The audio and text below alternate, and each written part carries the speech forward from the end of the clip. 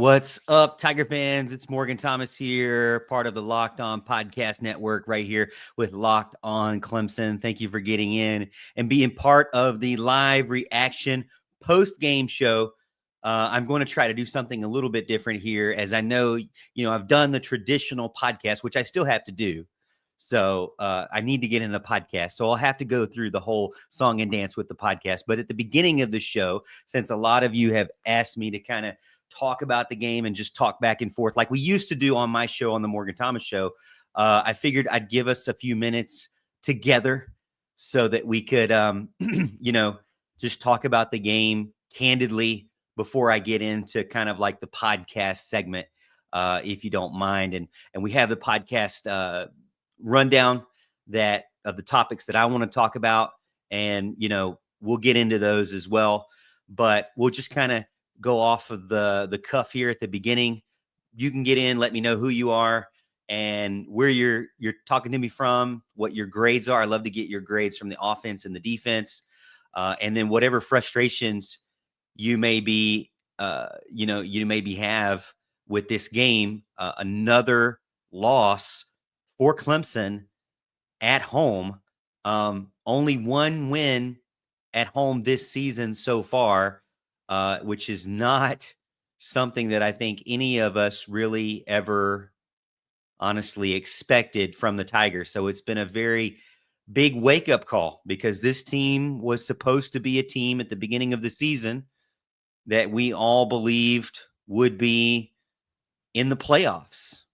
We believe this team would be a team that would have a roster that was fully talented, and they were all kind of used to each other and not a lot of transfers, and they should all be very familiar with each other and be able to play together. The team has gotten better, but only better against teams that aren't really that good in college football in general. They again had a problem with a whole quarter not scoring, which was one of the key points that I said they needed to do. They also had a problem starting the game out slow and not really playing aggressive, which is another key point that I said Clemson must avoid. So 2 traps in there. And then the protection, that final point that I said on Friday, they must do.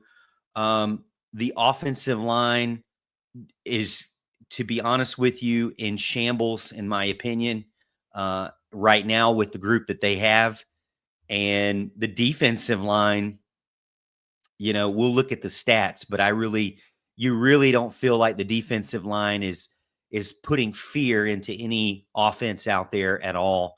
The main time that you see TJ Parker is when he's out in coverage, of all things, not blitzing the quarterback more often than not.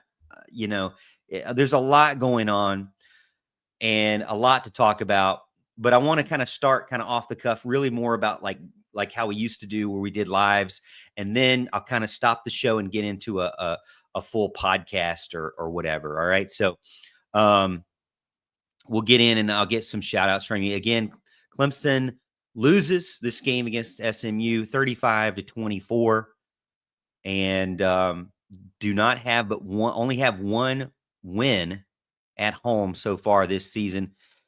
Cheese is Nasty gets in, says a lot of people owe Christopher Vzina an apology. First of all, I like grilled cheese and I like cheeseburgers. So, I hope that we can get along for the rest of this show, considering that. And I like cheese curds from Culver's. So hopefully you and we're not at a disagreement here or an impasse where we cannot be friends beyond that. But I will say that you are correct in the fact that Christopher Vzina had what I believe is the best game that he could possibly have given the situation. When you look at the overall stat sheet for him, 29 for 42 and 317 yards and 3 touchdowns. So he was 69% completion percentage better than Cade in three games. In the other losses, he had a better completion percentage than Cade. In the other losses, he had the only game where Cade had more yards than him were Syracuse. Cade had 363. Vzina had 317. So right up there with Cade. 3 touchdowns, no interceptions. In the other losses, Cade Klubnik had interceptions. He had 1 interception, and Cade has 5 total on the season. He had 1 interception in Georgia Tech, Syracuse, and in LSU. Christopher Vzina went 3-0, and then had an overall rating of 156. This would have been better than any of the games Cade lost by about 30 to 50 to 60 points, give or take. 156 rating is about what Cade did, is actually what Cade did versus Boston College. So Christopher Vzina, no fall off really statistically from Cade Klubnik in a situation where, he was really, doubted going into this game. And as you mentioned, cheese is nasty. A lot of people do owe Christopher Vzina a little bit of an apology, but I'll give you the other side of it. We really hadn't seen what Christopher Vzina could do because in the times that he came in, it was later on in the games. The game was out of hand. The game was already won. And so he really wasn't there to win the game. In this situation, he was there. And what I will say is that Christopher Vzina actually had success despite the fact that at the very beginning of the game, Garrett Riley's game plan seemed to be the opposite of what they needed to do to win the game. It was extremely conservative. And I even posted on X that the more conservative Clemson plays, regardless of Cade Klubnik or Christopher Vzina, Clemson plays worse. The more they try to be just conservative and try to not lose, right? And they play worse. When they play more free and they're pushing the ball down the field, that's when Christopher Vzina actually did well. He actually had probably 4 touchdown passes if Bryant Wesco would have caught the first one, if it wouldn't have been for the sun in his eyes. And I give him a little bit of the benefit of the doubt because Bryant Wesco has been the best player on the team as far as a wide receiver goes. And hopefully Bryant Wesco is not injured to the point where he cannot play for the next couple of weeks. Now, the one good thing and the bad thing is that this loss comes backed up to another bye week. So we now have to sit on another week, bitter taste in our mouth of another week with no game for Clemson and a bye week, sitting on a loss for 2 weeks in a row. Just really, really makes you feel bad. But again, Cheese, you're right. The apology should be there for Christopher Vzina. Maybe he's a little bit better. Maybe he can manage the game. I'm not saying he's a game manager, but he did well. He stayed in the pocket. He scanned the field. I mean, I saw a couple of times where it looked as if he had a progression where his eyes were left, right, center, right. You don't see that from Cade. You see locked in on one side of the field. I saw a couple of times where Vzina was scanning, and I saw a full field scan there. You don't see that much from Cade, to be honest with you. So there were some good things, a lot of good things from Christopher Vzina. They obviously tried to establish the run first, and that didn't work. SMU's defense is much better against the run than they were against the pass. Once they figured out, hey, they need to pass the ball more, that's when they started to actually have success overall. But Christopher Vzina, honestly, in substitution for Cade Klubnik, you can't say that he fell off at all. He really kind of kept the standard going. I mean, the better games that Cade has had were the Tar Heels and Troy. So Christopher Vzina had the best game of any of the losses and was as good as the Boston College game last week, comparatively statistic to Cade Klubnik. So, I mean, you really can't beat him up and they did well. Michael gets in, says he gives the defense a D grade. Yeah, I've told you this for multiple weeks now that I don't like the 4-2-5. I'm very, very disappointed in the pressure that Clemson's getting on the defensive line, and it's not getting any better. They're just not getting any pressure. They almost have to send just about everyone to get any kind of pressure. When they do, they actually have success, but it is baffling to me that you have Tom Allen sitting here and continuing to expose his side of the ball to big chunk plays because he will not leave a cover 1 or a cover 0 in a nickel formation.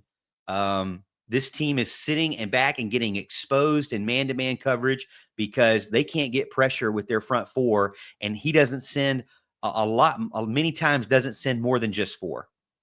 And so this nickel coverage, that 4-2-5 that is his base, is not working. It is making this defense worse against the teams that actually have a pulse on offense. I'm very concerned because Tom Allen should have had the clay to work with this defense, and we can't fully say that he's made this defense better than Wes Goodwin. Can you say that? I don't feel confident in saying that he's made this defense better. I feel that if anything, he's putting this team into a 4-2-5 and it's not working. He's not able to keep up. Now, I did feel like I told you this on Friday, I think maybe Thursday. I felt like it could get into a shootout with Cade Klubnik.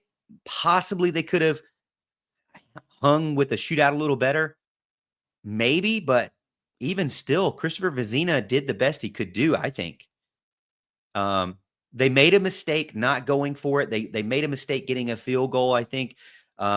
With the way the feel of the game was, I understand going for the field goal and trying to get within 6. 6 was better than 9, right?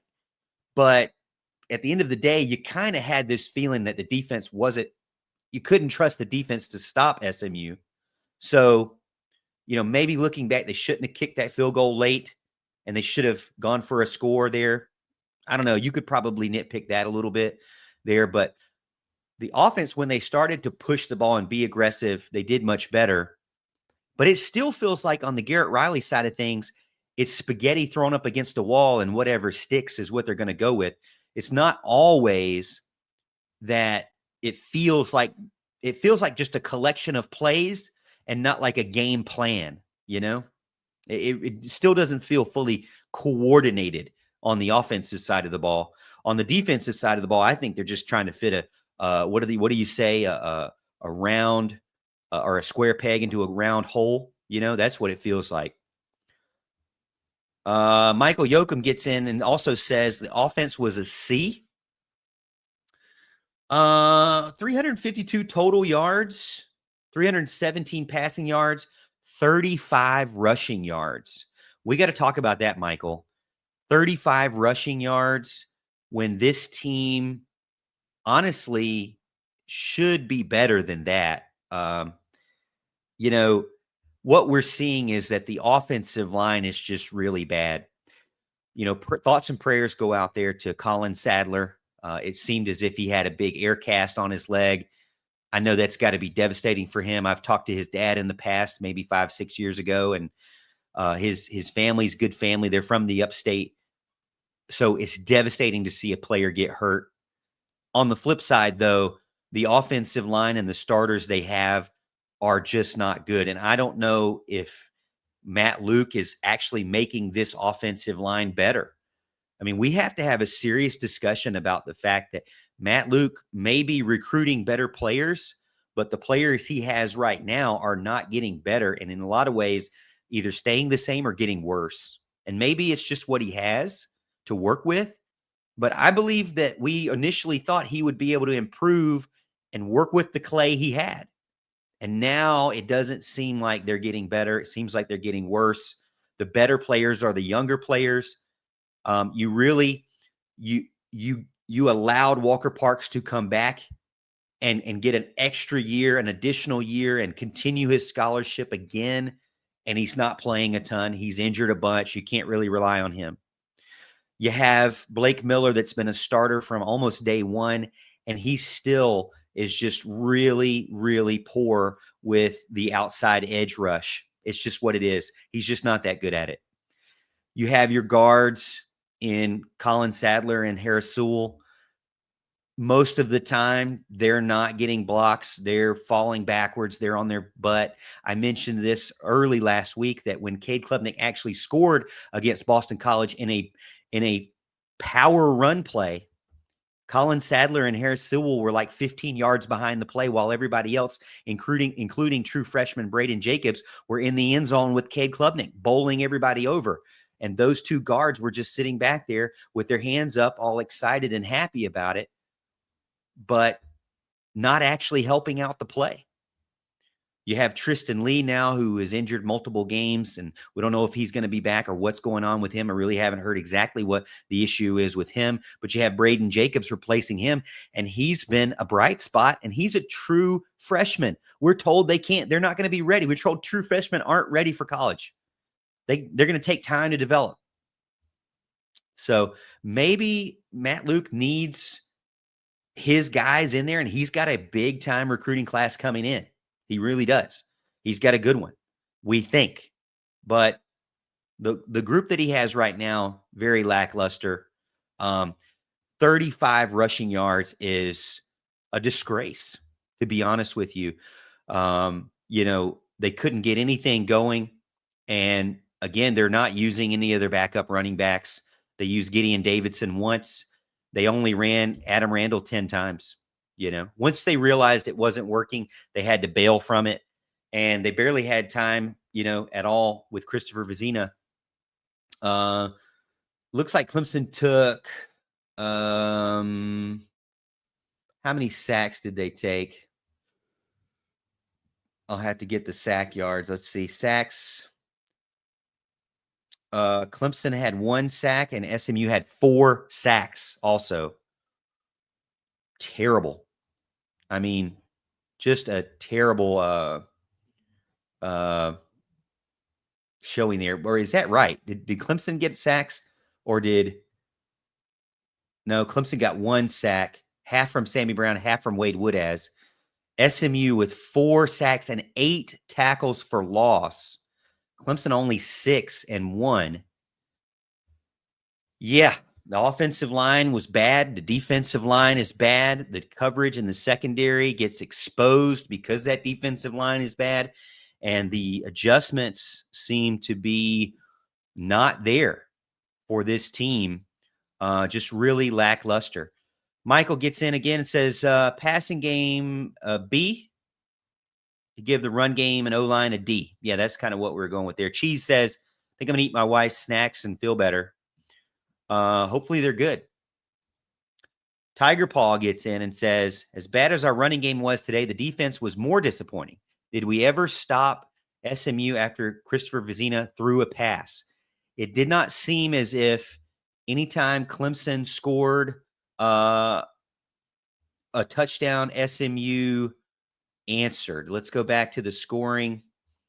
Clemson scored a touchdown, SMU 2 field goals. Clemson scored a touchdown, SMU a touchdown.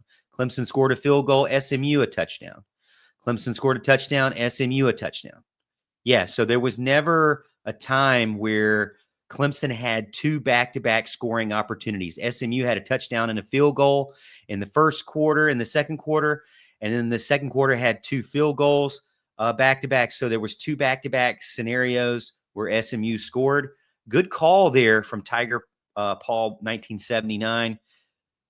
Clemson's defense could not stop much of anything in this game. Michael gets in and says, Clemson used to be known for a lockdown D, now feels like forever ago. I've got to completely agree with you. The defense played pretty bad, and I feel as if that Tom Allen, maybe you have to regret hiring Tom Allen at this point. The defense and what he's trying to run is not fitting what the personnel that Clemson has. I mean, it really is that basic to me. And so he's going to have to change how, and I thought he did. I noticed that he was coming in a lot of multiples, but these things that he's doing out there are just not working. They're just not getting the guys into the backfield. And I thought the defensive front was going to be much better than they are. I'm completely confused because they have talented names on the defensive front, guys that still are going to be picked in the first round of the NFL. If you go on CBS Sports, they do a mock draft like every day. CBS Sports does a mock draft every day, and Avion Terrell, Peter Woods, TJ Parker are still in that top first round draft pick for the NFL. And I have a hard time feeling like that is a good representation of their season this year. They have been lackluster this season outside of Avion Terrell. Looking at the tackles, Peter Woods had 2 total tackles, no sacks, no tackles for loss. Will Helt, 2 tackles, no sacks, 1/2 of a tackle for loss. TJ Parker had 7 tackles, 4 solo, a 1/2 tackle for loss. But again, he had a lot of these tackles, but he's out there playing in zone coverage, which is kind of interesting to me that Clemson would be doing so. Brand BB says CV played great, but SMU was the second worst pass defense in the country. True. Second worst pass defense in the country. He did what he needed to do. He didn't play bad. That was the first thing. But what we saw is that this game got into a little bit of a shootout, and Clemson could not hang. They ended up being about 70 or 80 yards behind SMU in this game and could not stop them. So I agree. CV did what he needed. He had the best of the losing games. It really is that. SMU was the probably second most difficult game and that Clemson has had all season. And, honestly, maybe Georgia Tech would probably that, but they played better there. But Vzina played well. Desperate Men says Vzina played well. The defense is where the game was lost. Jennings was basically playing on one leg. I did notice that. They kept saying it was his ankle, but it did kind of seem like he did a split. Did it not seem when Sammy Brown blitzed in? And you got to love that play. For all the flack we give to the defense, that dialed up sack there was really nice. Sammy Brown kind of leaked out like he was going to cover out wide and then blitzed in as fast as he could. And Sammy's very fast. Got to the quarterback and tackled him, got on top of him, and kind of made him do a split. I thought he had messed up or tweaked his left hip. They kept saying on the broadcast that it was his ankle, but I thought it was his hip. But still, he did not have a full gait. He did not have a full motion with his legs, and they still were able to keep up. Kevin Jennings, 23 for 43, so 53% completion, which is not good. But 290 passing yards, less than CV, 2 touchdowns, 1 interception. He played worse than Christopher Vzina. The biggest thing for me is that they just couldn't stop any of the big plays. Christopher Johnson Jr. had a big play and a touchdown. Derek McFall, big play and a touchdown. Jordan Hudson had multiple big plays and a touchdown. So they just had a few really big plays out there that kind of hurt Clemson pretty bad. Clemson just couldn't get off the field. Once Clemson scored, they were going to score and match it. That's why looking back, maybe that field goal wasn't a good choice, but it didn't feel, if you want to admit with me, probably didn't feel like Clemson was going to win the game. They got it close when they were within 6. You had a little bit of hope, but you kind of also felt like the defense wasn't going to hang. Desperate Men also says, had they quit on that last SMU touchdown when they basically ran straight into the end zone untouched? I'm not sure. I don't think so. I'm not really sure. They were just outmatched. They were again exposed, exposed to not getting any pressure and being in man coverage. Michael says only reason that he didn't give an F was all the field goals in the first half. How did the field goals go? Let's see. Let's see if we can get field goal information. Special teams here. Special teams.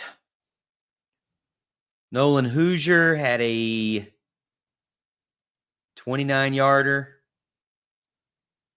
Man, those field goals. Sam Keltner, who was actually coming into the game not that good at field goals, 51-yarder good and 2 48-yarders good in the second quarter. So I guess you like that they held them to field goals there, but Clemson just at that point, Clemson was still trying to figure out what the game plan they were going to use to actually work. They didn't really figure that out until it was too late. Mr. Brown gets in, says, I think they got to overhaul the whole coaching staff, starting with Garrett Riley. Garrett Riley has not proven to win any significant games so far. He barely, they almost lost the ACC championship game. You know, they barely won that game. So that's really the only one that we could say that was a good game that he won. When it comes to playing difficult games, Garrett Riley cannot win, has not been able to win these games. I mean, you have to admit that. There is no proof that Garrett Riley can win against the more difficult opponent. And I'm really concerned. I'm concerned because as the opponent gets more difficult, the worse he comes out. Every game where you play an opponent that knows what they want to do or that is more difficult, more challenging, the Clemson team seems to not know how to do anything at the beginning of the game. This is yet another game where they started off no scores in the first half and just couldn't get things going. And we're kind of getting frustrated to the point of boos were out there. Dion gets in, says Dabo has to change or Clemson will continue its declining to hit rock bottom. When it comes to Dabo changing, I think he has typically been a coach that can change. He doesn't do it as fast as he probably should. He is definitely a late adapter when it comes to anything. But here's what I told my friends on text message today. The thing is in today's college football, what I perceive is the style that Dabo does where he sticks with you and he's loyal to you and he's going to develop you until you graduate and he's going to keep you on the team. He's going to want you to stay with the team until the very end. And if it was up to Dabo, he would keep you on the team for 5 full years. You would graduate, you would have your master's degree, you'd have a job lined up for you, and then you would be developed and maybe get to the NFL, or you would start and be in the C-suite at some big corporation. If it was up to Dabo, and you'd have a big family, and you'd be a great role model for your community, and a great man, and a great father, and a great husband. If it was up to Dabo, and you'd have 3 degrees from Clemson, and you might have a couple of championships. But the thing is what I'm seeing is that other teams are just going into the transfer portal and buying certain players of need in certain positions. Instead of developing them, they're just trying to get the better player that they can get for the season that they need. You know, you don't want to do that for your whole team because you don't want a whole team of mercenaries. You don't want a whole team of guys who don't care about your program. But the days of keeping guys around for 5 or 6 years and they're still not starting on the team and you're still giving them a scholarship or a spot on the team, I don't know if that's necessarily the right way of doing it. And maybe you give them a spot, but maybe you also tell them, hey, we're going to go try to find someone else in the player market, in the transfer portal. You know, I mean, Walker Parks being around this long and now injured yet again and not helping the team out much. I mean, you know, that's a spot. That's a spot. You know, Dietrich Pennington, not really ever playing, been there forever. That's a spot. You've got guys that are graduates and seniors and redshirt juniors on the offensive line that are getting blown up every play on Saturday almost. Those are spots there, you know, and I mean, sometimes what we're seeing is other teams are replenishing or refreshing areas of need or concern faster than Clemson is able to develop those same players that they're keeping. This whole year was an experiment around keeping everybody as close to the core as possible. When you look at the percentages of players on this team that returned from last season, it was like, what, 85, 86% of production returning to this season. A ton of players. They only had 8 players leave out of the transfer portal last season, one of the lower ones in all of college football. But Dabo also, like, purposely is keeping these players too, purposely keeping them so they don't leave. So you have to keep in mind that too. Well, they're not leaving. Well, that's kind of the plan. That's the strategy. So if you're keeping these players around, what was the experiment? The experiment this year was, what did everybody say at the beginning of the season? This team should dominate everybody because they're so connected and gelled and cohesive because they know each other and they've been on this team. They were on the team last year and the year before that, and they should be like the most seasoned team and they should play like it. They've actually played like anything but that in all of their losses and the beginning of the season. They've played like anything but that. And so some of these guys that you've kept around forever, especially if they're not starting on the team and they're not even a second string, that's where I get a little bit concerned of, why is this player on the team anymore? In today's college football, you need to invest and keep giving scholarships to the players that are actually contributing to the team significantly, and maybe they are, and I don't know about it, but when it comes to snap count, we know that there's a long list of guys who have been on the team since 2020 and not getting a ton of snaps, and even the ones that are getting a ton of snaps, when you see them go up against similar competition, they are not able to hang. And that's where you also kind of scratch your head of, you put your chips, you went all in on this player and they're not able to stop anybody from Georgia Tech. They're not able to stop anybody from Syracuse. They're not able to stop anybody from SMU. They're not able to stop anybody from LSU. But you put all of your chips in on this player to be your starter, but they don't look like they really belong there. And it's not everywhere on this team. There are a lot of great players on this team. Don't get me wrong. A lot of great players. But on the line of scrimmage, there's a lot of question marks about, why are these players who they are on this team, and why are they not getting any better? I think Matt Luke has a big question mark there. Like, for me, how did this team get worse? How did the offensive line get worse?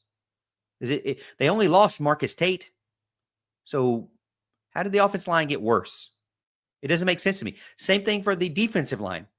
The defensive line added, who did they lose? Xavier Thomas, right? Is that who they lost from last season? Maybe I'm a season behind, but they lost a defensive end from last season. And now they added Will Helt, who was a good transfer portal player, and they've gotten worse. It's kind of confusing to me. Mackey says, defense can't make a play. When they needed it, we looked at it, the scoring drives, SMU matched them pound for pound. Try says, we would have won if Cade played. I don't really know how we can really say that. Maybe the team would have started out better at the beginning of the game, so the game would have been more of a fight back and forth. If you watched Locked on Clemson, we predicted this could be a shootout back and forth. And it kind of did at the end, right? Touchdown for touchdown. Could Cade have done it? Maybe Cade would have helped a little bit in the run game. But another concern about Cade is that he had enough ability to go out there and warm up. His opposing quarterback in Kevin Jennings played through an injury, lower leg injury, and Clemson historically has seen other players play through injury, and he didn't. Jimmy says, what moonshine you drinking? I guess so. Kenny Porter's right hand says, great game, but pony up SMU. Mr. Brown says, the offense is predictable. 3rd and long, they run the ball. That's true. 3rd and short, they throw it. A whole lot of quarterback runs. Have good running backs. Don't use them. Or should use them. Just don't understand. Yeah, it does. I would say Garrett Riley's spread offense is not the air raid. It's not the dirt raid. It's the throw spaghetti on the wall raid. I mean, it seems like that in a lot of ways. It seems like we don't really know what play is going to work or not. We're just going to kind of pick something and see if it goes with it. You know, it gets to a point where it's also concerning that what happens. Tristan Smith scored a big time 23-yard touchdown. Jump ball touchdown. We all have been begging for it. But what did your friends tell you when that happened? I'll tell you what my friends told me. My friends said, well, what do you know? They threw a jump ball to Tristan Smith. What do you know? Who would have thought? Sarcastically saying, the truth is, we don't trust the offensive coordinator to call the best play to the best players. That's a big concern for Clemson. Jimmy says Dabo needs to adapt or retire, yes or no? I think, you know, Nick Saban kind of mentioned it. I think Dabo will adapt. He's just not as fast as we would like. But Dabo, you know, when they lost the first couple of games, he was adamant. He's going to coach for a long time. So if he's going to coach for a long time, I'd love to have him as the Clemson coach. I think he's a great guy. I think he's a great leader. I think he's a great coach. But he's not perfect. But he's going to, you know, there's challenges for Dabo, right? The first challenge was, how does he do better than Tommy Bowden? Well, Tommy Bowden was bad at clock management. Tommy Bowden was bad at the games, at losing games that he should win and winning games he should lose. But more often than not, he would lose games he should win. Dabo fixed that. Dabo started winning games you should win. He would still lose games that were tough, but then eventually he got enough talent in there to win games that he should have lost. And then eventually they started winning all kinds of games because of the talent they were getting. And then as COVID started rolling around, he didn't want to change his ways with COVID. And so then he missed on a couple of guys. He picked up a couple of guys that he went all in on in the recruiting trail, and they didn't work out. That number 3 recruiting class had a handful of guys go to the NFL, but almost double amount of guys that went to the NFL transferred out of the program or didn't finish playing football with Clemson. So that number 3 recruiting class was a big bust overall with the amount of players that they had.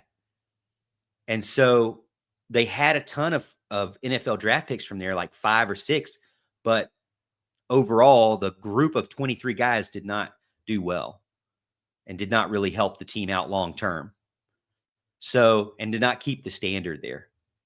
And then it kind of trickled down from there. And now we're seeing Clemson, you know, is the core of their team is a recruiting class that's not 3rd in the country. The core of their team is a recruiting class that's like 18th in the country or 23rd in the country.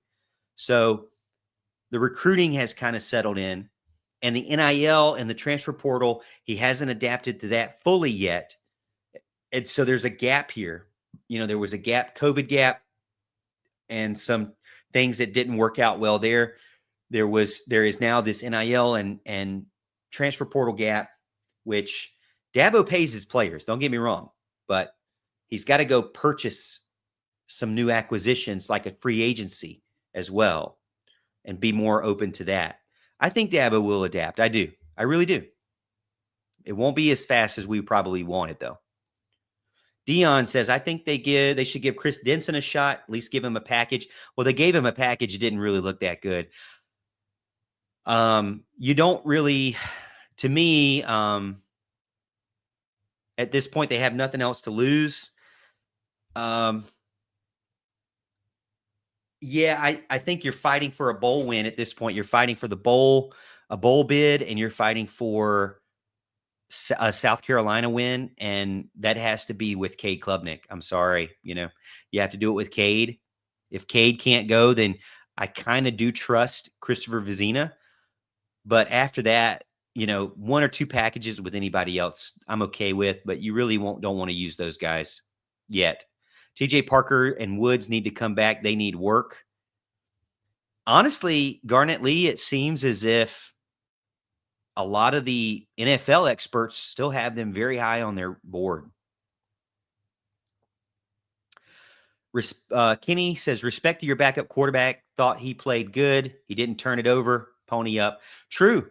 That's a big key there. No interceptions for Christopher Vzina. You can't really hang this on Christopher Vzina and him not being able to win this game.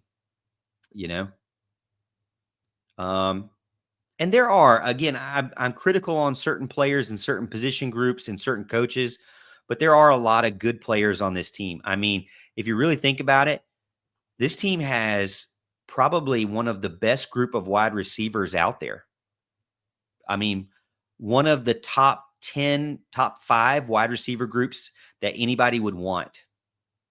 And that's also another scary thing that makes you kind of sad that your offensive line is so bad, because you have so many good wide receivers. And it really goes back to the coaching failure that Dabo Swinney talked about. This is what I was talking about on X.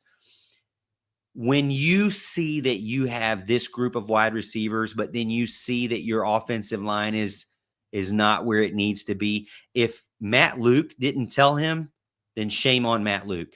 If Matt Luke told him and he didn't go out there and get other players, then shame on Dabo, because this group of offensive linemen that they came out with from the start is not holding up.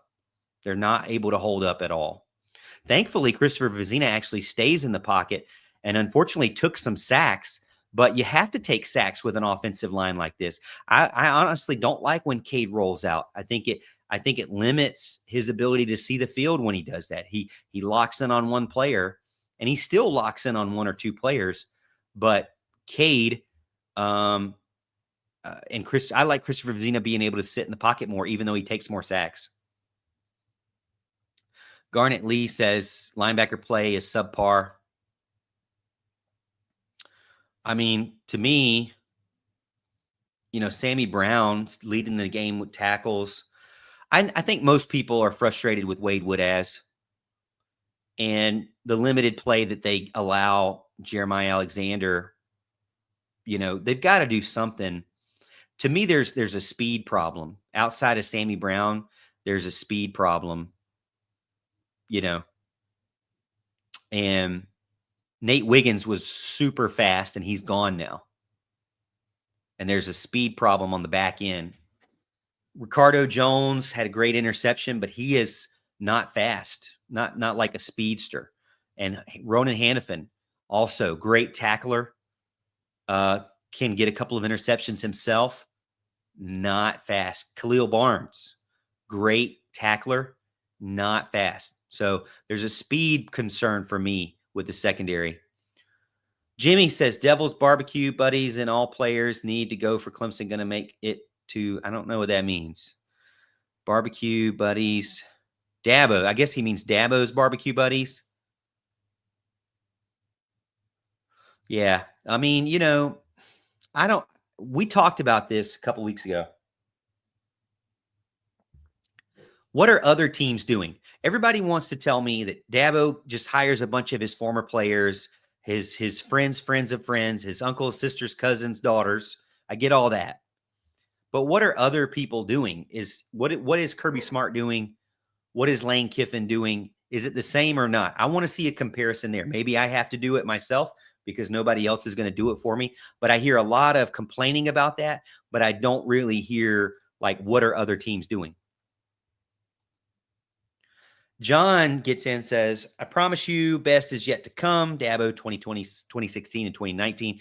Best is yet to come. True. Best is yet to come for Clemson. Help is on the way is another thing he used to say when we were waiting for Sammy Watkins. But I don't know if I feel the same way anymore. Help is on the way. The best is yet to come. You don't feel that anymore. That's another fan concern that I think is a valid concern. This team was supposed to be the team, right?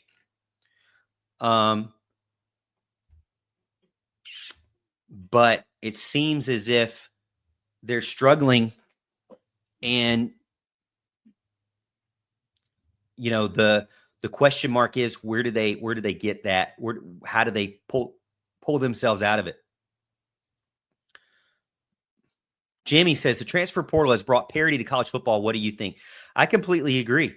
What's happened is teams like Clemson and Alabama can't just hoard a bunch of players anymore. Ohio State, Michigan, Georgia, they just can't hoard a bunch of players anymore, and you're going to have more losses.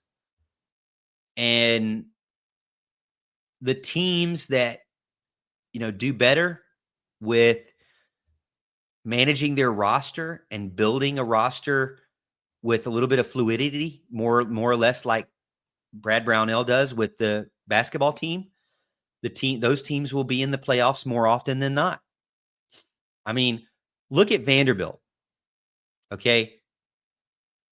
Outside of this, Vanderbilt would not be a great team. They never were a great team.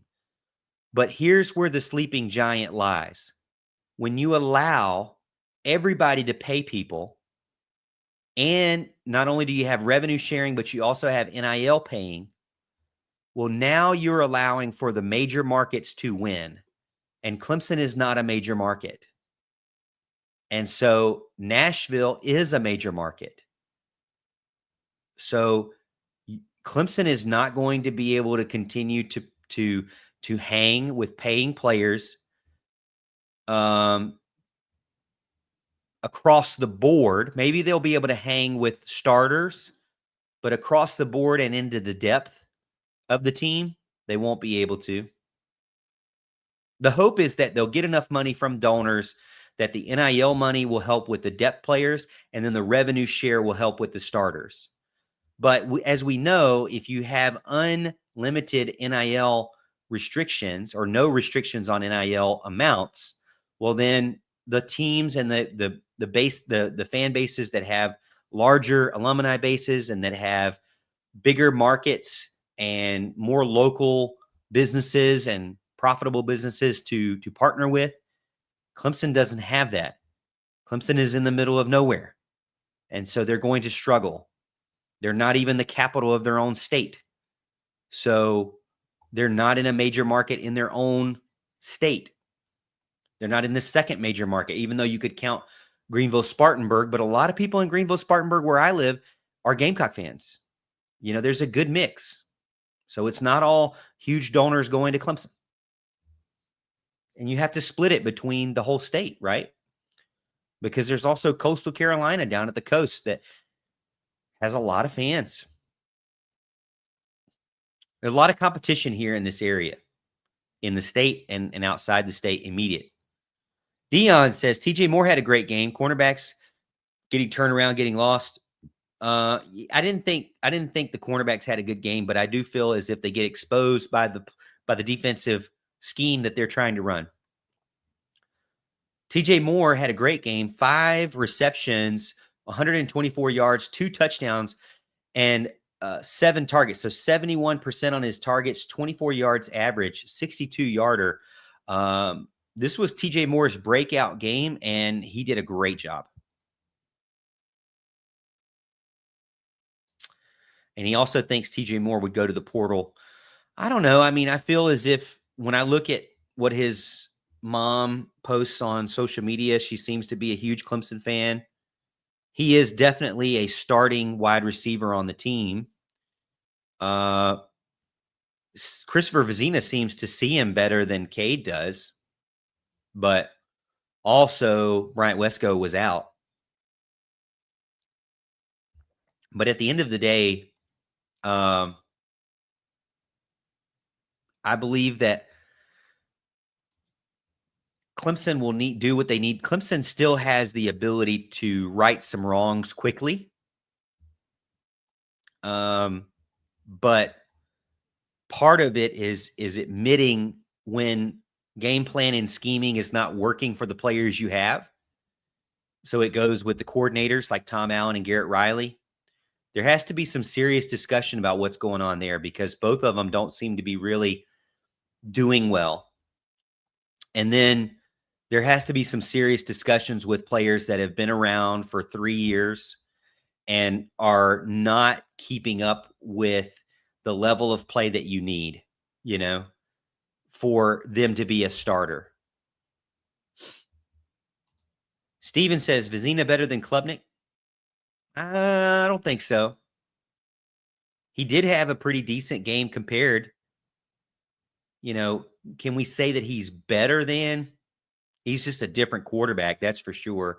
He limits you in some ways, and he may improve the team in some ways. So, there could be that, right?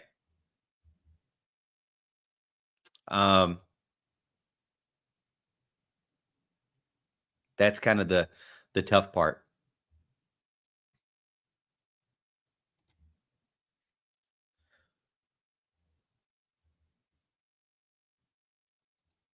James says, doesn't like Tom Allen. The defense looks lost. Dabo is going to have to make tough choices. The defense does look lost in a lot of ways, and I think it really all centers around the fact they're just not getting any pressure.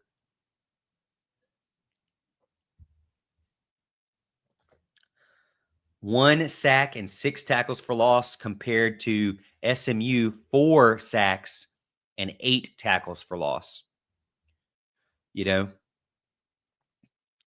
Eventually the line of scrimmage is going to be a big problem.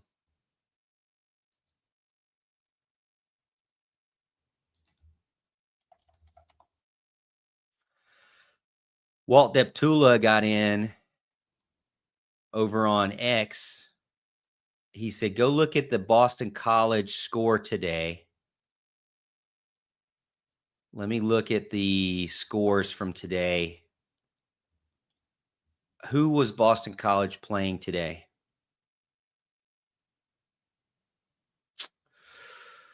Boston College lost to UConn today. North Carolina lost to California yesterday. Louisville just beat Miami. So looking at the next 3 games, Clemson has Duke, Florida State, Louisville. Those 3 games, are you feeling as if they will win any of those games? I mean, Clemson now 3-4.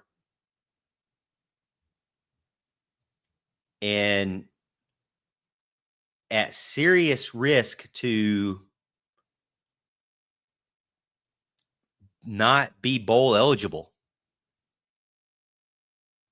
That's a huge problem. James gets in, says, thoughts on Garrett Riley's play calling? I think Garrett Riley's play calling is not getting any better. He's still making the same mistakes. And he still seems to be worse when he plays more difficult teams.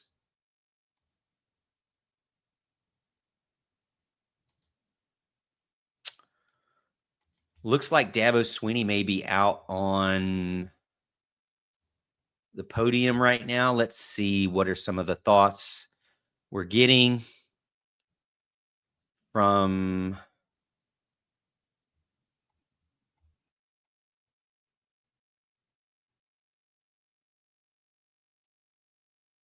Christopher Vzina says he's sorry for the fans, disappointed in how the game turned out.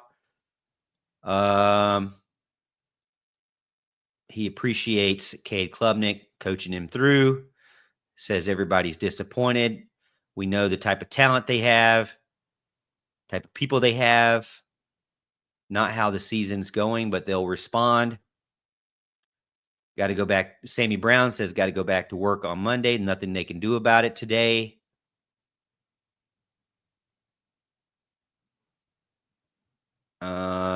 Tristan Smith says he's just doing his job. He's a tall receiver. It's his job to make the play.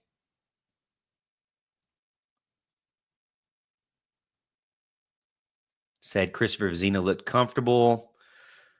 Tristan Smith said they're still hungry. The mindset's still just win one game a week. Can't let all the noise affect them. Dabo says congratulations to Rhett Lashley. Thought our guys competed their butts off. Said Clemson had enough to win the game, but didn't get it done. Christopher Vzina got better as the game went on. They had 0 running game, which was incredibly disappointed, and gave up a bunch of bad sacks. Just couldn't get the ball back when they needed to. Said the defense played okay in the first half, but had a big coverage bust. And the second half were just way too many big plays. Says the kicker for SMU looked amazing. At the end of the day, there was a time where they had 4 timeouts and a 5-point game and could not get the ball back. And that's on the defense. Said the team's not going to quit. They kept fighting. Just can't get out of their own way right now.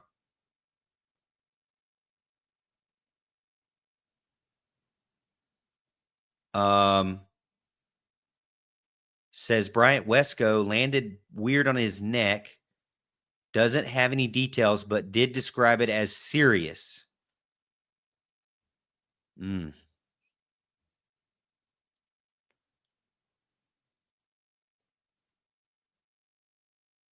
Said Cade Klubnik tried hard to play, but couldn't go.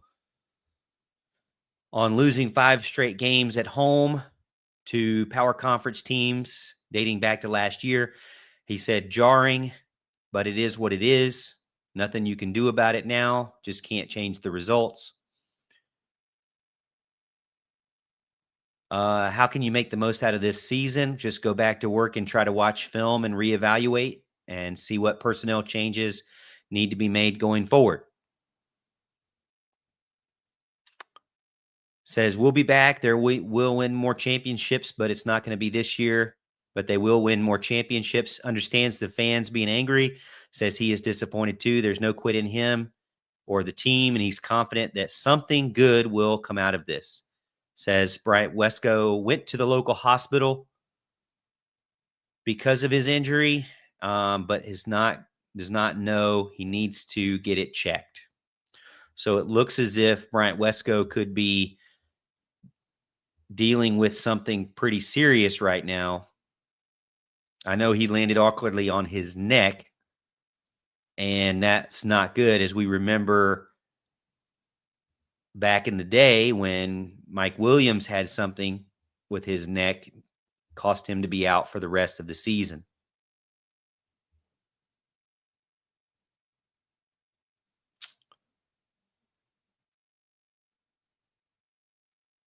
So that's basically what we're seeing from Dabo Swinney right now. I know it's been about an hour. Thank you so much for everybody getting in. I'm going to pause real quick and record the post-game, a traditional post-game podcast, and then we'll end the show. So I'll be right back.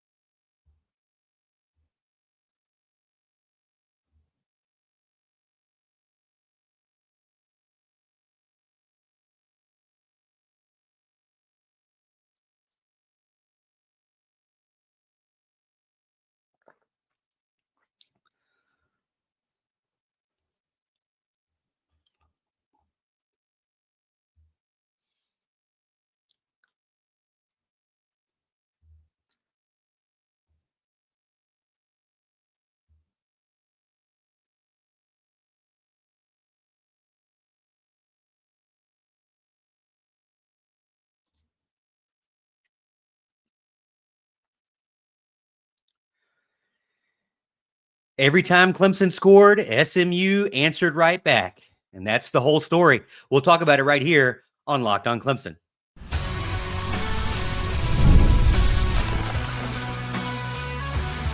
You are Locked On Clemson, your daily podcast on the Clemson Tigers. Part of the Locked On Podcast Network, your team every day. What's up, Tiger fans? Morgan Thomas here, Clemson fan, Clemson grad, host and producer of Locked On Clemson, part-time host and producer over on 105.5 FM The Roar.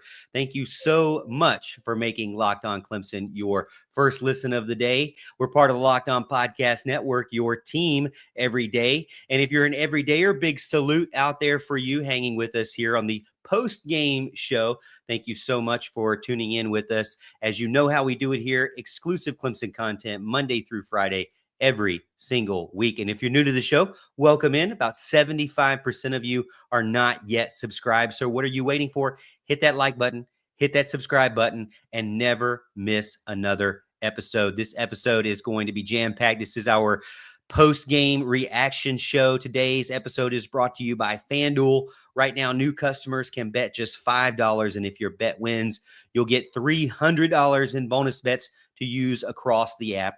Download the app today. To start off with segment one, I will give you my thoughts on Christopher Vzina. That was the big discussion starting this game because Cade Klubnik came out and tried to have a go with it, but he had a big ankle brace on. It seemed as if it was taped up very heavily in his right ankle. I know some people told me it was his left ankle. It wasn't his left ankle. It was his right ankle. He got tackled and rolled up pretty bad where it bent to the outside against Boston College in the third quarter. I think it was the third, maybe the fourth quarter. Don't quote me on that. But he couldn't go. He tried to give it a go. It looked like he was limping in Tiger Walk as well. Christopher Vzina had to show up and show out, and he actually did. You know, to be honest with you, it was a very emotional situation for fans because we didn't know what we were going to expect from Christopher Vzina. He's had a couple of opportunities, and he hasn't done very well. But in those opportunities, the game was out of hand. Clemson already was going to win the game, and so he didn't have the best players around him. He also didn't have the play calling around him where it was designed to actually win a game. So the tone was that of excitement, but also a little bit of nervousness and a lot of emotions there because Clemson fans had been wanting to see something other than Cade Klubnik after the losses earlier on in the season, but also were kind of nervous about seeing someone other than Cade Klubnik, which is what they asked for. And also, when I say they, I say me as well. But at the end of the day, Clemson's offense, you know, they did a lot of good things. And one of those good things was Christopher Vzina, 29 completions for 42 attempts. So 69% on completion percentage, 317 yards, 3 total touchdowns, no interceptions, and a rating of 156, which if you look at compared to, say, the other losses this season where Cade Klubnik has played, it's a better rating, better touchdown interception ratio, higher yards for Christopher Vzina versus Cade Klubnik against LSU. Also against Georgia Tech, he had more yards, more touchdowns, and a better rating. Against Syracuse, Christopher Vzina had more yards, less yards, had about 50 less yards, give or take, but the same amount of touchdowns, 1 less interception, and a better rating overall. This game was about on par as Boston College when it comes to rating with Cade Klubnik, but about on par with touchdowns as Syracuse. So he had 3 total touchdowns. You really couldn't ask more from Christopher Vzina for this game. I mean, he was able to find open receivers in Antonio Williams, 6 for 6. TJ Moore, 5 for 7 with 124 yards. He was able to find Christian Bentancur, 4 for 4. Adam Randall, 5 for 8, which Adam Randall had some drops, right? So he did not help him, and it wasn't his fault. Tristan Smith, 3 for 4 with a touchdown there. So Christopher Vzina was able to find a lot of different players and a lot of different situations, stay in the pocket. He didn't start out good. And to be honest with you, I don't think it was him that didn't start out good. I felt as if the big problem was the play calling. The play calling was extremely conservative, extremely untrustworthy of Christopher Vzina, and extremely just playing not to lose the game. And it was going bad, very bad. And then finally, when they opened up the playbook, allowed him to push the ball down the field and really attack the SMU secondary that we knew was not a good secondary. I mean, we knew this going into it, that the SMU secondary was not a good secondary. Once they allowed that to happen, they were able to put some points on the board and kind of go back and forth. Now, Clemson was still playing catch up because they were down like 16 to 7 at halftime. So they were still down, but they kind of clawed their way back into it in the third quarter. The biggest thing, though, was that first quarter blanked, not starting out strong, to me, hurt them a ton. And as we mentioned during the post-game reaction show part of this episode, Christopher Vzina provided that spark, but the defense could not hang with them. The defense allowed just as many scores right after Clemson scored. They allowed SMU to score. Kevin Jennings on the other side, 290 yards, 2 touchdowns, a 70-yard strike to Jordan Hudson in the first quarter late on 3rd and 10, and a late 3rd and 10, a 9-yard line to cash it in and ice it. The defense just could not get the ball back when they needed to. But for Christopher Vzina's first true start, he gave Clemson enough. He pushed the ball down the field. He found the right players at the right times, and he was able to keep Clemson in it. And that should have, with maybe 1 or 2 stops from the defense, been able to allow a home win. Clemson just could not get it. Now still trying to find a home win. They only have a home win this year against Troy. Okay, their other 2 wins and their 3 wins this season were road wins. What I really liked about the offense was when they increased the pace, when they got a quicker game plan going, when they were a little bit more aggressive, let Christopher Vzina kind of scan the field. And I love that Christopher Vzina worked through progressions. Did you notice that he would look right, look left, look center, and he would kind of progress through, and he did that more than once. So there were a lot of good things that we saw from Christopher Vzina. Now, a lot of people in the comments reminded me, hey, this SMU defense is bad, at least in the secondary. So we have to take it for what it is. But the biggest thing is this game was not lost because of Christopher Vzina. He provided the spark when they needed to. And even though the protection wasn't there, 8 tackles for loss for SMU, 4 sacks for SMU against Clemson. This offensive line and the protection and the blocking from the tight ends and from the running backs was no good. Clemson and Christopher Vzina had to deal with bad protection and still was able to put up some of the better numbers in a loss this season, really, to be honest with you. The offense created some plays when they needed to later on in the game and went toe-to-toe, back and forth. And even without Bryant Wesco, who thoughts and prayers out for him because it looks like he's got a serious neck injury and had to go to the hospital for it. We'll find out more later on this week, hopefully, and hopefully he'll be okay and be able to come back. But at the end of the day, did what Christopher Vzina do well, was it the same stuff that Cade Klubnik does well, or was it different? Honestly, I think Christopher Vzina is probably a better pocket passer, at least right now. Maybe Cade would have done better. Maybe Cade would have won the game. Cade's a little bit more agile, and maybe Cade has a little bit more zip on his ball. There's a little bit of slowness with how Vzina goes through progressions and throws the ball, but it wasn't that he wasn't on time, when he needed to be. There wasn't a throw out there that I felt like was too big for him. He made some pretty good throws that he needed to. And again, walked away with no interceptions. And one of the things that I will say is if Garrett Riley had maybe adjusted faster or started this game better and been more aggressive at the beginning, passing the ball, maybe, just maybe, they would have been able to fight from a lead instead of constantly trying to fight from behind. The biggest problem that we said they couldn't do is fight from behind, and they had to the whole game. So that was the first strike. The second strike we said they couldn't do was had poor protection, and they had poor protection the entire game. That was the next strike. And the third problem we said they couldn't do is allow this game to get into a shootout at the end, and that's exactly what they did. So 3 strikes, you're out. While you could say, hey, it was within 5 or 6 points there at one time, you never really felt like this game was going to be won by Clemson if you really think about it, unfortunately. But all right, hey, we're going to get into segment number 2 and transition from the defense over to the offense and talk about some of the frustrations we're seeing there, because the defense did not help this team much at all this afternoon.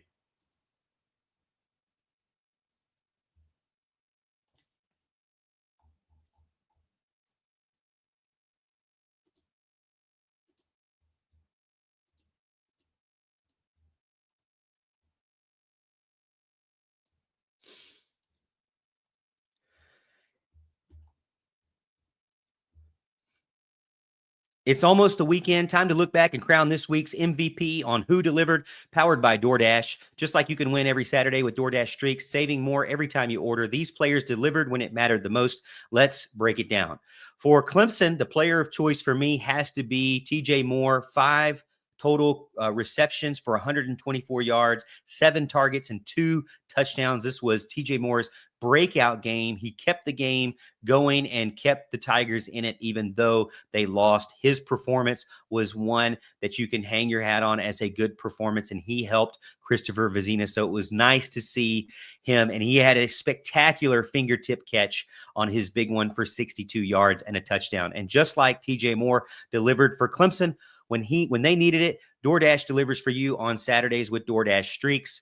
You can save every Saturday you order, stack it all up all season, and you could save up to $250, including $100 in DoorDash credits. Order this Saturday. Keep the streak alive. Fuel your game day only with DoorDash. Terms apply. Promo period through November 18th. This episode is also brought to you by Supply House. When the opening whistle blows on a new repair, get your crew moving forward with Supply House. Order today and see parts to your doorstep tomorrow. Over 280,000 plumbing, HVAC, and electrical items from the most trusted brands in the business. Their real-time inventory and honest lead times keep you from punting projects, while their industry-leading customer service always has your blind side. Need parts fast for a project? Supply House has next-day delivery. Talk about a game changer. Join the free Trademaster program today and score serious perks like priority shipping, lower prices, and dedicated support line. Visit supplyhouse.com to sign up for free and use promo code SHCollege5 for 5% off your first order. That's supplyhouse.com. Real people, real service. All right. Thank you for letting me get to our sponsors and appreciate those sponsors for us here on Locked On Clemson. Let's get into segment number 2, talking about the defense. The defense lost it. The defense lost it when they needed it the most. Clemson could not get off the field when it mattered, and you cannot win a home game or a road game when your defense just cannot answer the toll. When you look at the scoring drives, SMU, touchdown, SMU, field goal, Clemson, touchdown, SMU, field goal, SMU, field goal, Clemson, touchdown, SMU, touchdown, Clemson, field goal, SMU, touchdown, Clemson, touchdown, SMU, touchdown. There was not a time when the defense stopped and allowed Clemson to score more than one time back and forth. So when you allow your opponent to answer every single score and you then allow your opponent to score multiple times, well, that's the difference between winning a game and losing a game. And that's the difference between tying a game and losing by 11. And Clemson ended up losing 11, 35-24.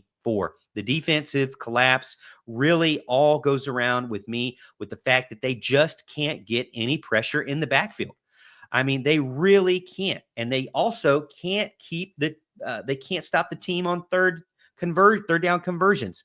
The defense had 1 sack, then it was with Wade Woodaz and Sammy Brown and a half a sack, and they had 6 tackles for loss. When you compare that to SMU had 4 sacks and 8 tackles for loss. SMU got to the quarterback much more than Clemson And it was a nightmare for the Tigers.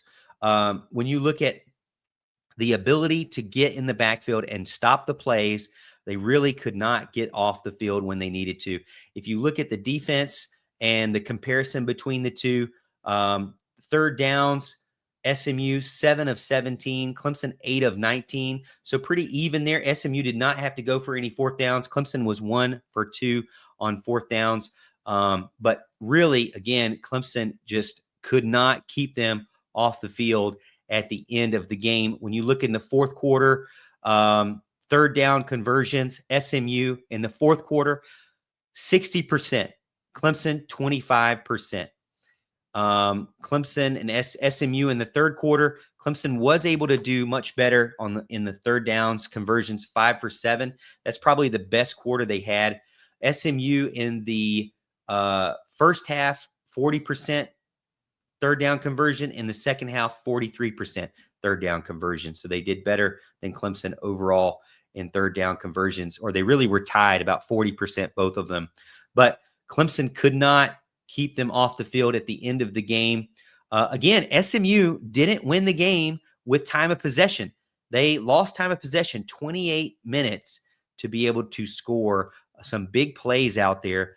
And really, it just goes back to the fact they just couldn't get off the field. And then the penalties. When you look at the critical penalties at the very end of the game, Ronan Hannafin, Kevin Jennings, an incomplete pass, could have gotten them off the field. 4th and 3, Ronan Hannafin, a penalty, pass interference, allowed them to keep going. That was the last hope they had because the game was still pretty close at that point.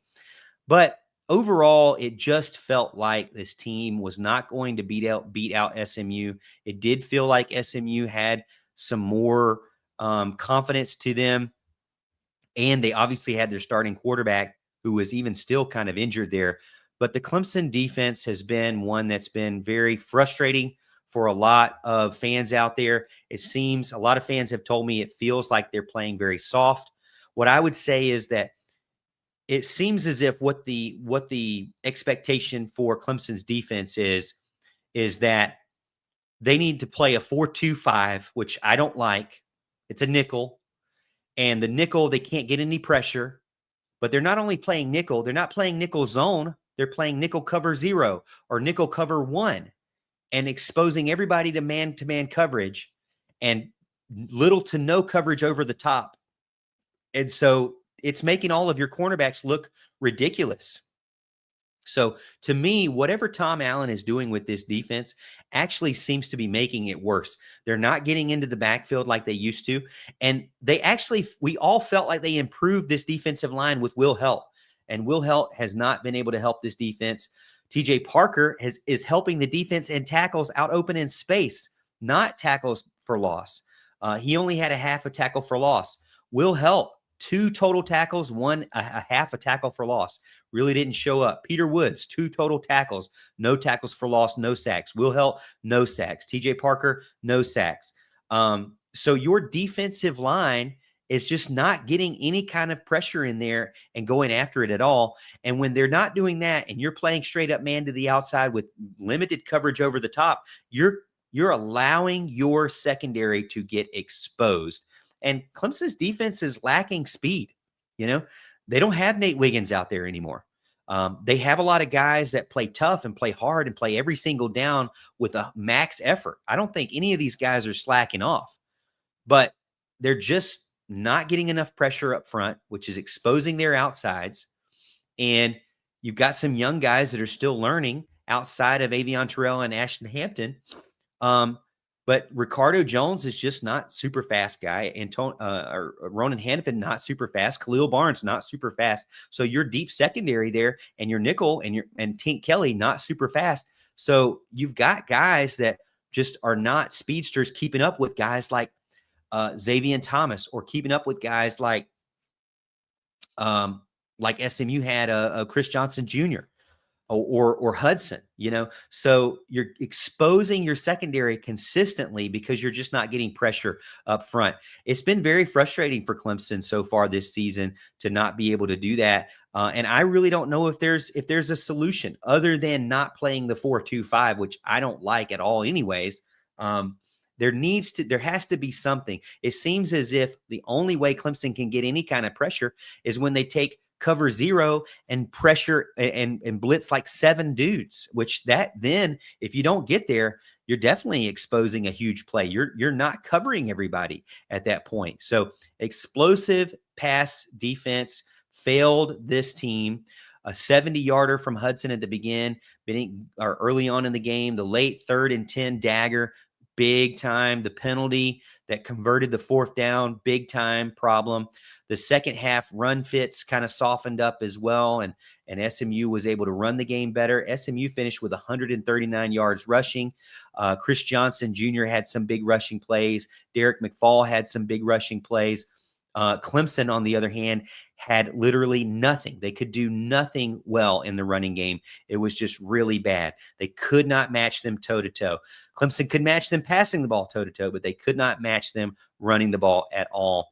Communication seemed to be some problems at some times. Some pass offs of some of the vertical receivers were some problems. Locating the ball, getting your eyes on the ball, having proper leverage. I'm just really concerned with the defense from Tom Allen right now. We were told that this team has talent. We were told they're bringing in a bunch of guys, or they have a bunch of guys on this team. They're not bringing in a bunch because the guys they have, the core guys they have, is good clay.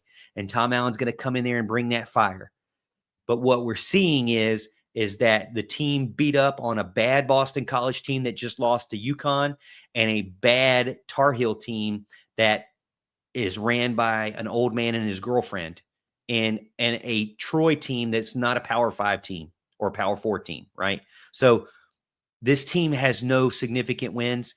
Last season, this team lost the most important games. They lost them all. And this season, again, they're doing the same thing again. And you can't keep saying that you've got all this talent and it's just doing what we're seeing on the field on Saturdays. Something is going wrong. Something is not matching up. The Clemson defense looks bad against teams that know what they want to do with the football. Can they fix it? I don't know. I really don't. I think that they are truly missing speed that they're not going to be able to add this season. So if you're going to be complaining about players that aren't fast enough, to can't keep up with certain players, there's no solution for that right now. But there could be a solution with not trying to, as I say, fit a square peg into a round hole or a round peg into a square hole. Or no, wait a minute. Yeah, square peg into a round hole, right? You don't want to do that. It seems as if the 4-2-5, you're not convincing me that that's working. You're not convincing me that that's what I want to see. That I'm just going to go straight up and say it. I don't think Tom Allen is a bad coach because he's obviously had a top 10 defense just as early as last season, but he only was there for 1 year. Okay. And he had pretty mediocre defenses for all the other years after that. He maybe had 1 or 2, but he never had Brent Venables level teams. So the problem that we're seeing here is that I'm not seeing much of an improvement year over year. And this guy was supposed to be able to come in and do better than Wes Goodwin. Can you say he's doing better than Wes Goodwin? That is a huge concern. For me, I don't think it was one single play that flipped the game for SMU. Even if you could say that maybe that penalty with Ronan Hannafin was the one that definitely sealed the deal. But who had the toughest day? I mean, you could say that the secondary had a toughest day, but really the secondary gets exposed because of that defensive line. That defensive line is just not getting it done. And I've told you before, Nick Eason and Chris Rump, I'm not really sure if they're able to actually get this defensive line to do what they need to do. Are they bringing in better players that can replace them? I don't know. That's not going to help for 2025. Really, this team, the only thing that's going to help them for 2025 is just to flush this. They can't treat it like we're treating it as fans or as analysts. It's my job to overanalyze. For the next week, I'm going to overanalyze. For the next 2 weeks, because we got a bye week, we got to dwell on this. for the team, they just got to flush it. That's the only thing you really do. But at the end of the day, there's not going to be any drastic changes because these are the coaches that you have and these are the players you have. I really don't see any way you can really fix it so quickly without changing coaches or changing players. I mean, at some point, this is the cards you have. And what we're seeing is that Clemson no longer has the talent that is better than everybody else. The NIL and the transfer portal has spread the wealth out a little bit. And while Clemson does have a lot of good players, other teams do as well. And it's not just all hoarded in one place. And there is a little bit of a problem with some depth on both offense and defense as well. Hey, I'm getting into segment 3 here. That was my reality check and reset section as well. I'm kind of leaking into segment 3. Let's take a break. Let's go to segment 3 where we'll talk about Clemson's reality check and reset, what they can do going forward from here.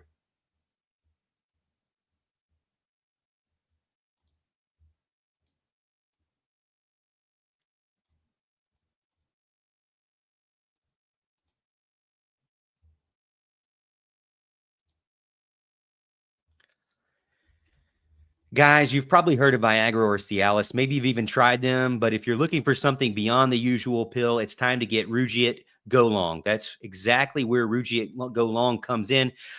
This isn't just another ED pill. It's a total game changer for confidence. Go Long combines 2 doctor-trusted medications in one dual-action formula so you can get hard and go the distance. The effects can last up to 36 hours, and that's confidence all day, all night, and even into tomorrow. The process is super simple too. 100% online, board-certified doctor, and if you get prescribed, your treatment ships directly to your door, and it is discreetly to your door. Ready to level up with your confidence in the bedroom? Head over to rugiet.com and use promo code LOCKEDONCollege for 15% off your first order. That's rugiet.com. Promo code LOCKEDONCollege. Make sure you use your code so they know we sent you. This episode is also brought to you by FanDuel. The NFL season is here, and FanDuel has an offer that you don't want to miss. Right now, new customers can bet just $5 and get $300 in bonus bets if you win. That's right. Pick a bet, put down $5, and if it hits, you'll unlock $300 in bonus bets to use across the app. I love how FanDuel allows you to stay in the game, even if you're a casual fan. I don't know everything about every single league, but when I go into FanDuel, I get a ton of options to play with, and I can see what options may be working well for that weekend. So you can get into a game in live action. So what are you waiting for? Visit FanDuel.com and download the FanDuel app today and get started. All right, finishing up this segment, this post-game segment here. Clemson has a reality check. 5 straight losses. 4 Power 4 teams, to the Power 4 teams, 5 straight losses. Not happened since the 1970s. That's the reality. So now what? Could we be doom and gloom? Yeah, we definitely can. Is there a path to salvage this season? They have another bye week to figure it out. But to be honest with you, did they really figure it out? Let's look at it play by play, or not play by play, but group by group, right? Clemson now 3-4 overall, 2-3 in the ACC. First time since 2001 that they've had 3 home losses in a season. 12-7 in the last 19 games in Memorial Stadium. And it's been a full year since they've won a Power 4 game at home. And that was against Virginia on October 19th, 2024. Now, they did have injuries. Cade Klubnik, their starting quarterback, was out. Tristan Lee, their starting left tackle, was out. Bryant Wesco left after flipping over on his head on a punt return. And Colin Sadler was carted off with a leg injury with a cast on. But this locker room has got to start to be honest with themselves. There's a little bit of a blueprint with Christopher Vzina that we've seen also with Cade Klubnik. But the defense, to me, was a huge disappointment today. On the offensive side of the ball, The offensive line, I don't know how you fix it, but it's obvious to me that this coaching staff is completely fooling themselves with who their best starters are, you know, um, and that they have a offensive line that can compete with other teams in the country. What's clear is that this offensive line cannot compete with most of the Power 4 teams in this country, in this league. Tristan Lee, when he's not injured, is not that great at left tackle. He's been a long time left tackle. You've kept him around a long time, and he's just not that great. He's not going to be a high draft pick in the NFL. Blake Miller, you've kept him around as a starter since almost day one as a freshman. He's just not that great. He gets exposed a lot. He's not going to be a high draft pick, in my opinion.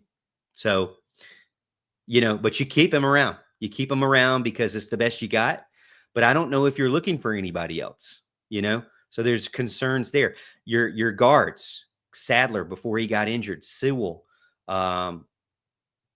Walker Parks, Elijah Thurman. These guys are not able to hang with the rest of the league. The defenses are exposing them every single week. Any defense and team that actually has a winning record is exposing them. And the offensive line just looks tough, looks bad. It's bad to watch. More often than not, even on the good plays, there are multiple players that just don't look like they're even blocking anybody.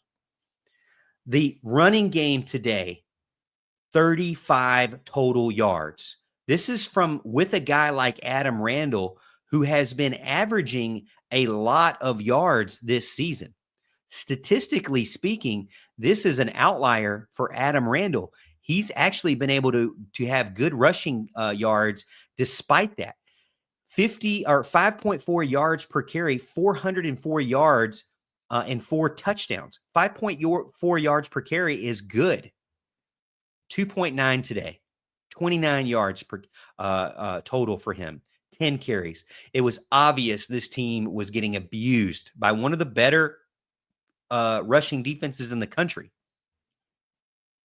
The offensive line, when they play against teams that have a pulse, gets worse.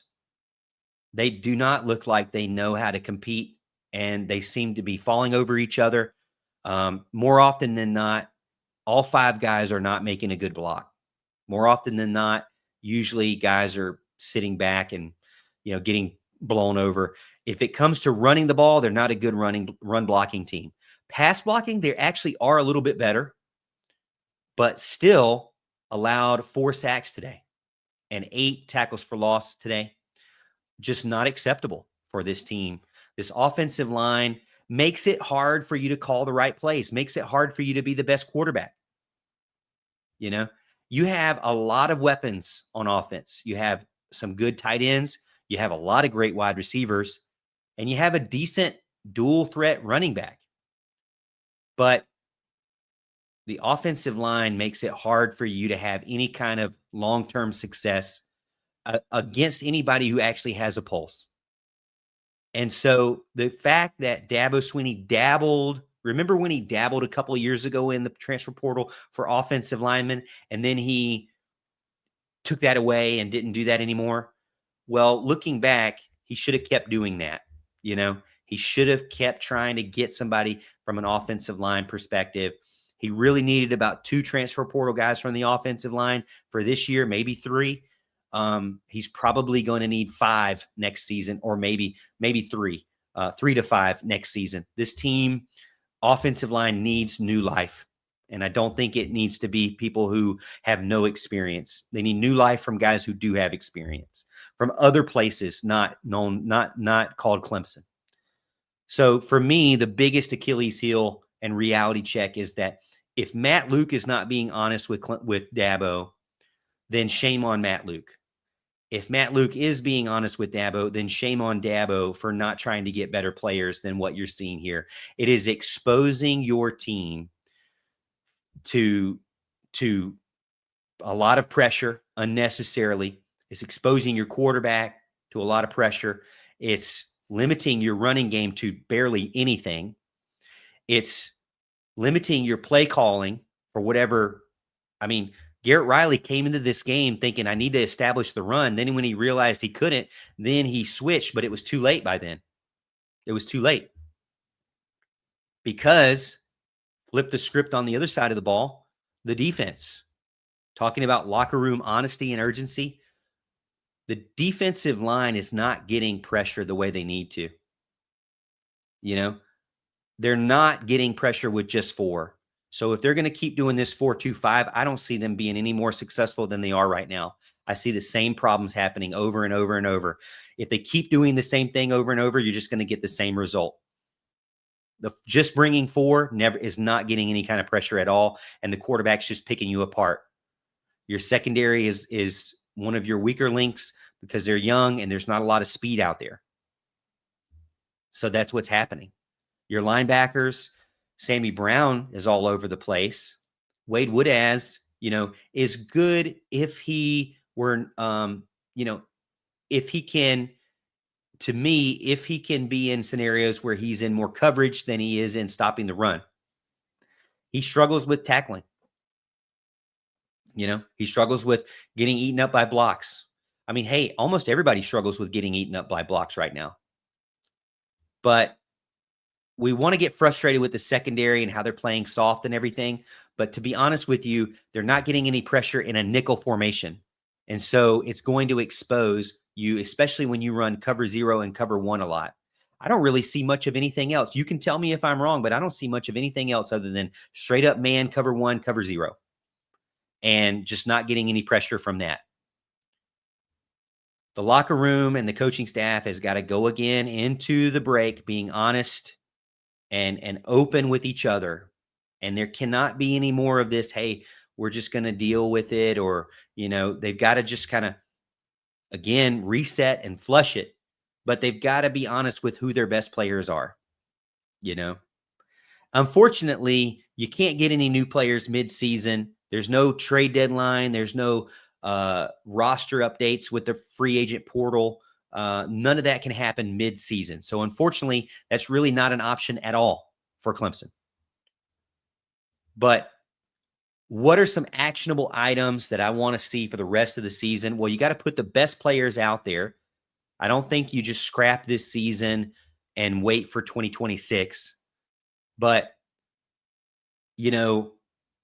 I think you go with Cade if he's healthy, but you confidently go with Christopher Vzina. And regardless of which player is out there, you go and you play aggressively.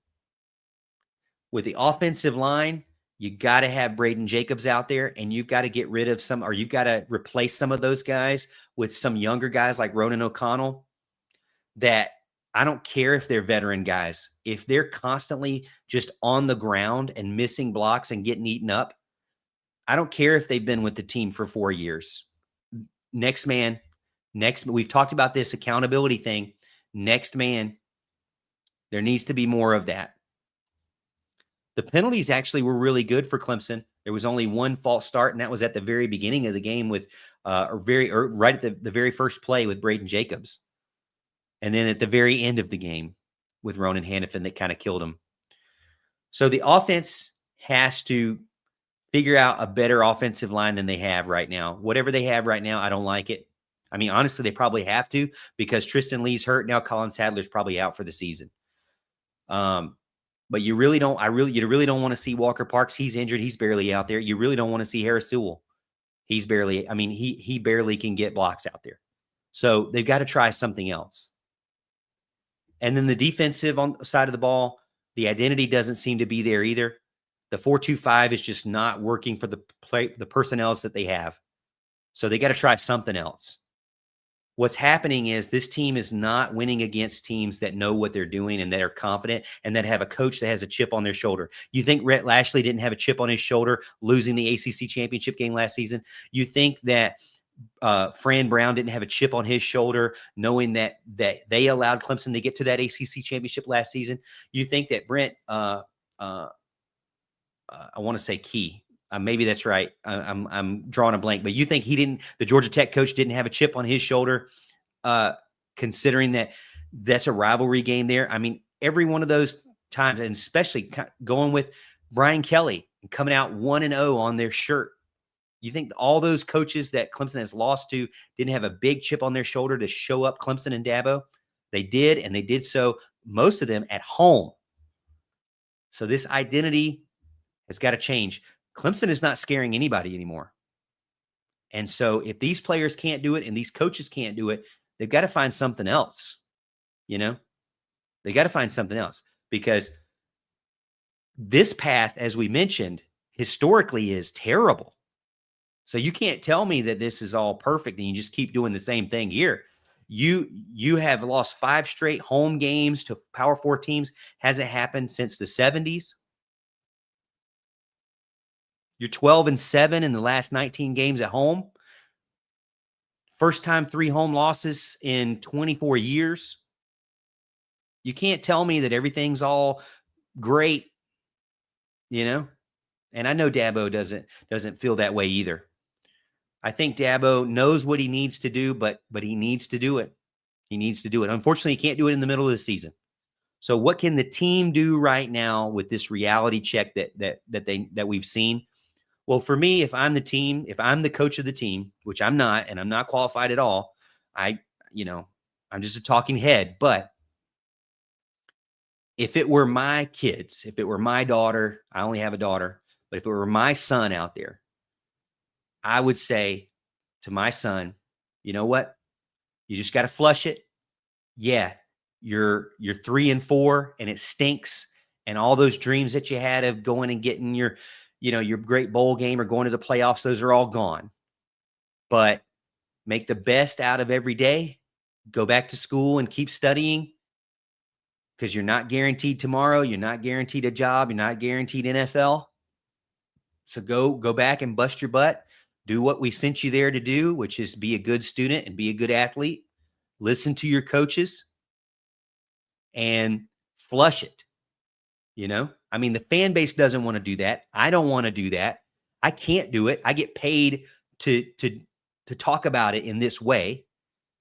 But for the team and the players, that's really what they have to do. They just have to say, hey, one game at a time. Maybe we'll win tomorrow. You know, maybe we'll win next week. They won't get next week. They got a bye week. They have to dwell on it. We have to dwell on it as well. But maybe, just maybe, they can beat Duke. Maybe, just maybe, they can beat Florida State. All these teams are beatable, but they're not going to be beatable like back in the day with Trevor Lawrence beatable. These are going to be grinded out games. And when you have grinded out games, you've got to execute at a higher level. You got to do the little things right for an entire game, from the first quarter to the fourth quarter. And so there's a lot more stress and responsibility there. Hey, a lot of those really great teams that got up big had a lot of flaws that got hidden and covered up and weren't that great. I mean, weren't amazing from top to bottom, but had amazing players that could score quickly, you know? So even the best Clemson teams weren't perfect. But when you're more evenly matched, which is Clemson is nowadays, they're going to have to do the little things better than they're doing now. You know, so it just goes back to going back to work, doing the best you can do with what you've been given. And you're only given tomorrow, right? You're not promised tomorrow. You're only given today. So you got to do your best today and don't worry about tomorrow. Just, when tomorrow gets here, go from there. I mean, the biggest thing is, hopefully your hope wasn't instilled on championship like a fan was, like mine was. I was hoping this team get to the playoffs, get to a national championship. That hurts that they're not.